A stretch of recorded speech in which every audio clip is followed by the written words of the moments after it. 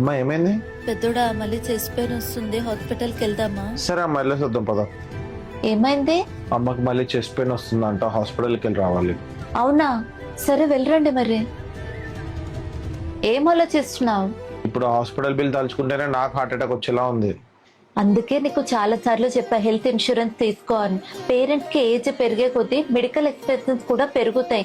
BP, diabetes, heart conditions already ఉన్న parents కి insurance తర్వాత తీసుకుందామంటే డిఫికల్ట్ ఉంటాయి ఆప్షన్స్. అవునా, మరి ఇప్పుడు తీసుకోవచ్చా?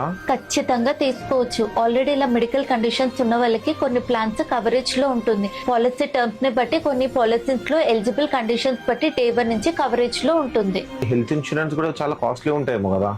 అలా ఏం ఉండదు. ప్రీమియం 500 to 600 లోనే స్టార్ట్ అవుతుంది. నువ్వు ఆన్లైన్ లో తీసుకుంటే GST 18% కూడా ఉండదు. అవునా, అయితే ఇలాంటి ఒక ఎమర్జెన్సీ రాకముందు ఒక మంచి ప్లాన్ తీసుకుంటే మంచిది.